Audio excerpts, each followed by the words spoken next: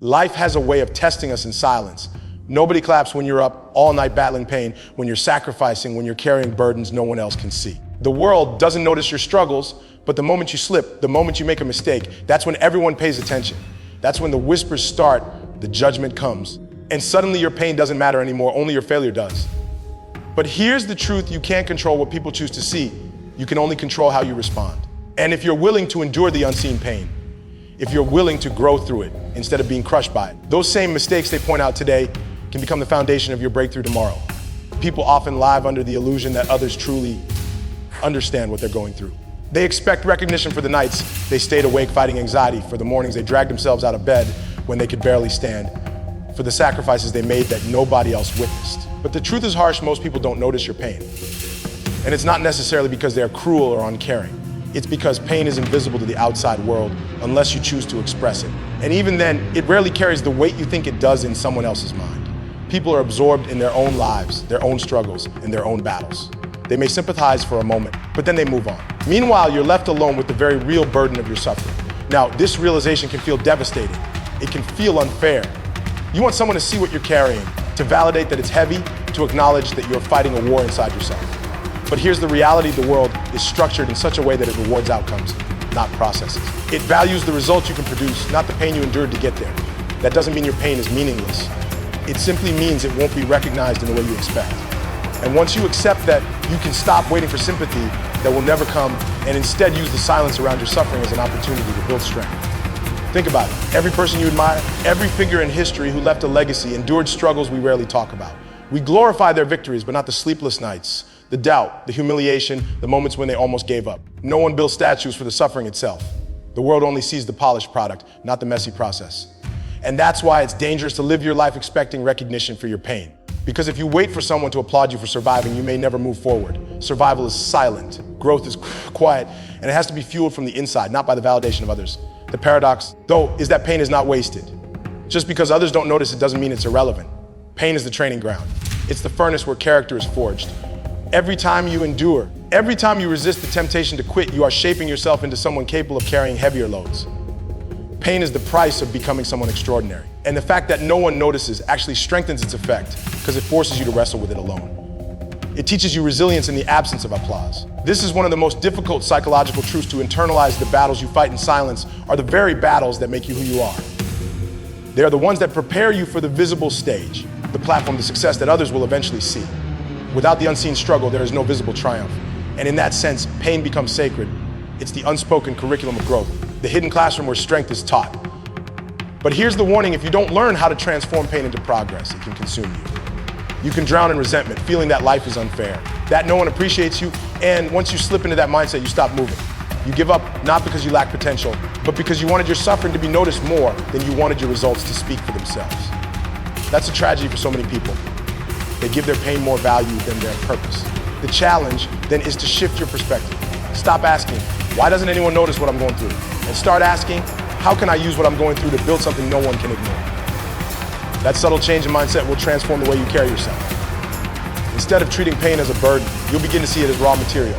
Instead of seeing it as unfair, you'll recognize it as necessary. In fact, this is where greatness is often born. When you realize no one is coming to rescue you, when you stop expecting the world to validate your suffering, you are forced to take responsibility for your own growth. That is where inner strength is cultivated, through self-reliance, through discipline, through the quiet determination to keep going even when no one claps. So if nobody notices your pain, good. That means you have the privacy to turn it into something powerful before anyone else sees it. It means you get to do the work in silence, away from the noise, away from the judgment, away from the expectations. And when the results finally appear, people will marvel at what you've accomplished, never realizing the depth of pain that was required to get there. One of the harshest realities of life is that your mistakes will always be noticed more than your pain. People may ignore the nights you fought silently, but the moment you slip, the moment you falter, it becomes visible. And visibility draws judgment. That is the paradox of human perception. What is hidden is forgotten, what is obvious is magnified. You can fail quietly 100 times in private, but stumble once in public, and that becomes the story people tell about you. Now, why is this the case? It's not merely cruelty, it's structure. Society depends on order, and mistakes, especially visible ones, signal disorder. They draw attention because they suggest weakness, and weakness, in the eyes of the collective, threatens stability. This is why people react strongly to your failures, They don't notice when you quietly endure pain because it doesn't disrupt the order. But when you make a mistake, it unsettles expectations, and human beings are wired to notice disruption. Think about it in practical terms. If you see someone walking down the street quietly enduring pain, you don't notice them. But if that same person trips, stumbles, or causes a scene, suddenly every eye's on them. That is human psychology. Mistakes disrupt the flow, and disruption draws attention. This is not unfair, it is reality. And understanding it will protect you from bitterness. The problem is most of us take this personally. We think, why do people only notice when I fail? Why don't they see the effort I put in? But that question misses the point. The world isn't designed to applaud effort. It's designed to notice outcomes. Your mistake is an outcome. Your effort is invisible unless it translates into something tangible. And while that might feel harsh, it also gives you clarity. If you don't want to be defined by your mistakes, you must take radical responsibility for them. This is where accountability comes in. You can't escape judgment, but you can choose how you respond to it. You can either resent the fact that people magnify your failures, or you can accept it as part of the price of growth. Accountability is not about admitting guilt. It's about claiming agency. When you acknowledge your mistakes without excuses, you transform them from permanent stains into temporary lessons. But when you deny them, minimize them, or wallow in the unfairness of being judged, you give those mistakes more power than they deserve. This is one of the deepest truths about leadership and personal growth. People respect those who own their failures more than those who hide them. When you make a mistake and stand up to it, when you learn openly and move forward, you disarm criticism, you rob your detractors of their weapon. But when you hide, when you pretend, when you blame others, you reinforce the narrative that your mistake defines you. You see this in history, in leadership, in business. Entire reputations have been destroyed not by the initial mistake, but by the refusal to take responsibility for it. The mistake itself is often forgettable, the cover-up is not. People are not inherently cruel for noticing your failures. They are simply attuned to authenticity. And authenticity is revealed not by perfection, but by the way you deal with imperfection. So, what does this mean for you personally? It means you must reframe how you view mistakes. Stop treating them as indictments of your worth and start treating them as data points. A mistake is feedback. It tells you something about where you are weak, where you lack preparation, or where your discipline faltered. Instead of resenting the magnification, use it as information.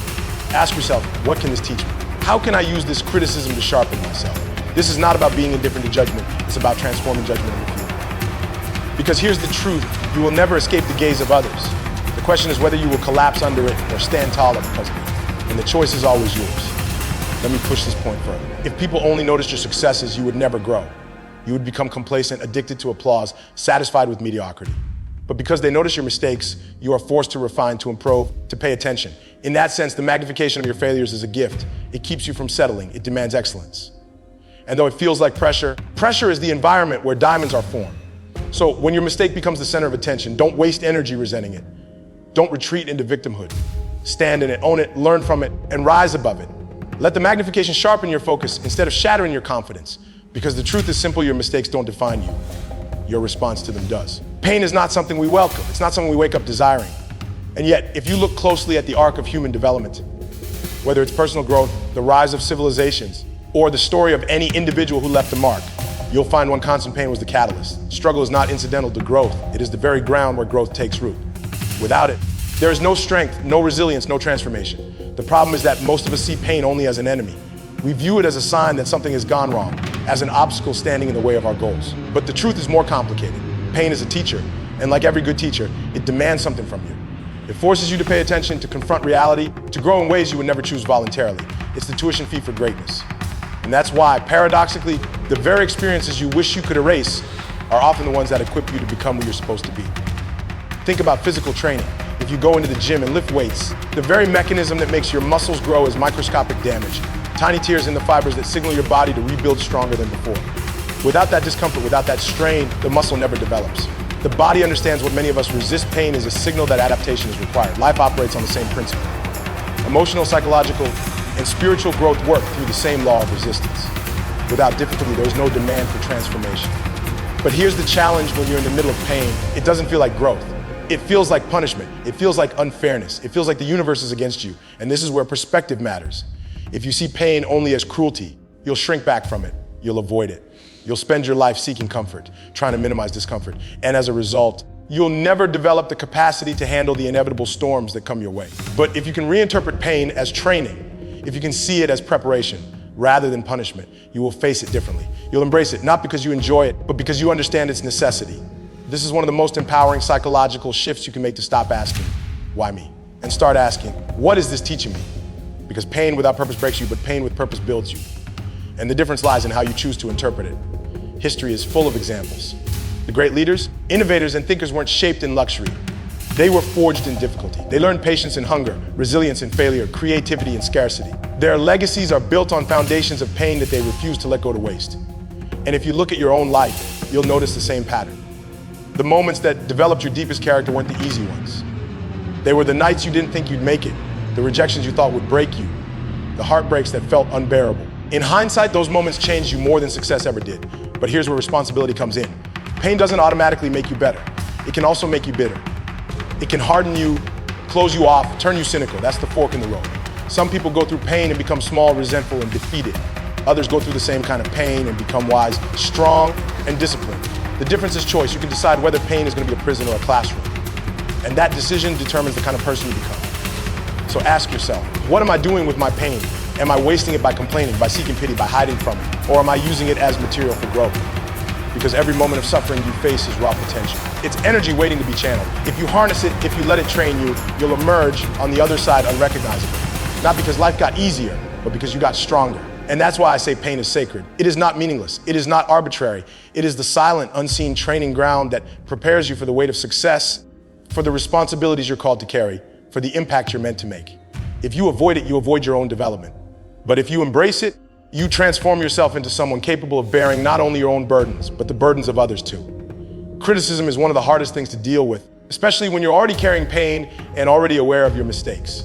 When people point fingers, when they highlight your failures, when they magnify your flaws, it feels like an attack. And in some cases it is. Some criticism is born from jealousy, from resentment, from the smallness of those who want to pull you down. But not all criticism is malicious. Sometimes criticism is simply the reflection of how your actions impact others or how your mistakes appear to the outside world. Either way, whether the intention is pure or poisonous, criticism is inevitable. And because it's inevitable, the real question isn't how to avoid it, it's how to use it. Human beings have a tendency to internalize criticism as identity. Someone tells you you're not good enough, and you believe it. Someone mocks your effort, and you withdraw. Someone highlights a weakness, and instead of fixing it, you begin to define yourself by it. That's the tragedy. People let the words of others shrink their world. They stop trying, not because they lack potential, but because they accepted someone else's limited perception as their truth. But what if you reversed it? What if you looked at criticism not as a verdict, but as a mirror? A mirror can be uncomfortable because it shows you things you'd rather ignore, but it also gives you the chance to adjust, to refine, to improve. If you can reframe criticism as feedback, even when it's wrapped in cruelty, you take back control. You turn what was meant to weaken you into fuel for growth. This is a principle of psychological resilience. The more responsibility you take for how you respond, the less power external voices have over you. You cannot control whether people talk, judge, or criticize, but you can control whether their words crush you or sharpen you. And that control makes all the difference. Think of the greatest performers, leaders, or innovators. Every one of them was criticized relentlessly. Some were mocked, others were told they'd never succeed, and many were ridiculed in the early stages of their work. But what separated them from those who collapsed under pressure wasn't the absence of criticism. It was their ability to transform it. They took rejection and turned it into determination. They took doubt and turned it into evidence that they were onto something meaningful. This doesn't mean you blindly accept every word thrown at you. Discernment is key. Some criticism carries truth, some doesn't. But even false criticism has utility because it forces you to clarify your position. If someone accuses you unjustly, you learn to articulate your truth with greater precision. If someone underestimates you, you learn to prove them wrong not by words, but by results. Even lies can be turned into leverage if you have the right mindset. The danger is in allowing criticism to sink into your identity. The moment you internalize the voice of the critic as your own voice, you've lost the battle. That's when self-doubt takes root. That's when hesitation paralyzes action. And that's when dreams die, not from lack of opportunity, but from the weight of other people's opinions. So how do you break free? You treat criticism as information, not definition. When someone criticizes you, ask, is there truth here that I can use? If yes, apply it. If not, discard it. But never let it sit in your soul as a verdict of who you are, because you are not static. You are a work in progress. And no critic, no matter how loud, has the authority to declare your final form. Criticism, in fact, can become one of the greatest motivators. There's something deeply powerful about using someone else's doubt as fuel. When they say you can't, and you turn that into a reason why you must, you ignite a fire that comfort and praise could never spark. Praise feels good, but it rarely pushes you to your limits. Criticism stings, but if you lean into it, it can drive you further than you imagine. And let's be honest, if you're going to do anything significant, if you're going to rise above mediocrity, criticism will follow you everywhere. It's the tax you pay for standing out. The only alternative is to stay invisible, to avoid risks, to never try. And while that may spare you from judgment, it will also rob you of growth, purpose, and fulfillment. So the choice is clear. You can either spend your life hiding from critics, shrinking yourself to avoid their words, or you can step into the arena, take the blows, and let each one make you sharper, tougher, and more resilient. That's the path of transformation. That's the path of greatness. There's a simple, uncomfortable truth about life that most people resist. Nobody cares about your excuses. Nobody cares how tired you are, how unfair your circumstances seem, or how much pain you've endured. People care about results. That may sound cold, but it's reality. And ignoring that reality will cost you. Because while your suffering may deserve empathy, the world runs on outcomes, not intentions. You can work incredibly hard and you can struggle immensely, but if the result isn't there, you don't get the reward. That's not cruelty, it's structure. Think about it. Would you pay a carpenter who worked for 40 hours but never built the table you ordered? Would you celebrate a surgeon who meant well but botched the operation? Effort matters to you, but results matter to everyone else. And if you want to succeed, you must align yourself with that truth instead of resenting it. This doesn't mean your effort is wasted. The effort you put in, even when it doesn't yield immediate results, is shaping you. But in terms of how the world responds, the scoreboard matters. That's why discipline becomes more important than motivation. Motivation gets you started, discipline ensures you finish. Excuses, no matter how reasonable, don't build credibility. Only consistent results do. Now, here's where psychology comes into play. Human beings have a natural tendency to rationalize failure. We create stories about why something didn't work, why we were too tired, why the timing wasn't right, why we weren't given the opportunity we deserved. And those stories might be true. But true or not, they don't change the outcome. The table still isn't built. The exam is still failed. The goal is still unmet.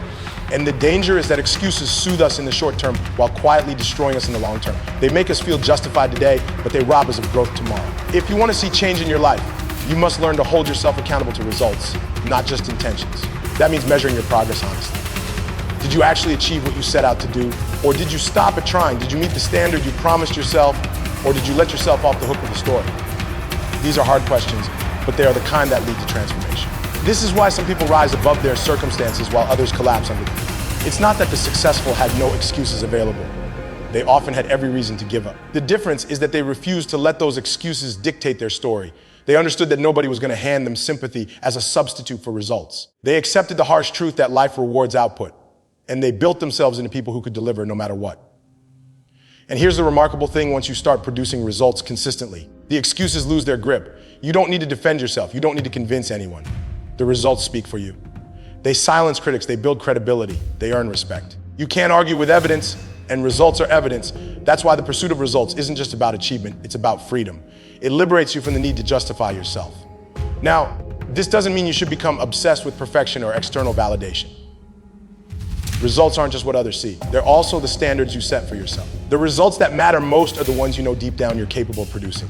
And when you consistently meet those, something powerful happens. You develop trust in yourself. You know you can rely on your own word, and that self-trust is one of the most valuable assets you'll ever have. So stop waiting for people to validate your struggle. Stop rehearsing your excuses as if they will somehow earn you recognition. They won't. What will earn you recognition is the discipline to keep showing up, to keep producing, to keep moving forward regardless of how you feel. Results build momentum. Excuses build nothing but regret. And let me be clear, no one is coming to erase that regret for you. At the end of your life, the stories you told yourself won't matter. The scoreboard will.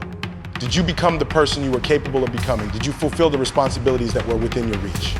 Did you take what was in your control and maximize it? Or did you let the world pass you by while you clung to reasons why it wasn't your fault? Those questions can't be answered with excuses. They can only be answered with evidence. Failure has a peculiar way of shaping identity. When you make a mistake and the world notices, when people talk about it, judge it, and remind you of it, there's a real temptation to start believing that's all you are. You failed once, and suddenly you're failing. You stumble in one area of your life, and you convince yourself that your entire being is stained. This is one of the deepest psychological traps a human being can fall into, mistaking a moment in time for the essence of who you are. But here's the truth, you are not your mistakes. You are the sum of how you respond to them. A mistake is an event, not an identity. It's data, not destiny. And yet, so many people remain imprisoned by their failures because they allow them to harden into labels. I'm not smart enough. I'm not disciplined. I'll never succeed. These aren't observations of fact. They're narratives you've chosen to repeat. And the longer you repeat them, the more convincing they become. Philosophically speaking, failure is necessary for growth precisely because it reveals limitation. It exposes the boundary between what you thought you were capable of and what you actually managed to achieve. That can be painful, but it's also useful. Because in exposing limitation, failure gives you the opportunity to expand beyond it. Without failure, you remain blind to your weaknesses. With it, you're forced to confront them, and in that confrontation lies the possibility of transformation. The problem isn't failure itself, it's identification with failure. When you collapse the distance between I failed and I am a failure, you lock yourself into paralysis. You can't change what you've done, but you can always change what you do next. And what you do next is what defines you. Every great story, every redemption arc, every narrative of resilience hinges on this principle. The person who failed refused to let failure be the final word. They chose to define themselves by their capacity to rise, not by the fact that they fell. Look at history.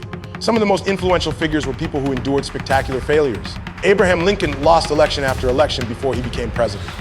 Thomas Edison ran through thousands of failed experiments before perfecting the light bulb. Nelson Mandela spent decades in prison before becoming a symbol of freedom. If failure truly defined identity, none of these stories would exist. What defined them wasn't failure.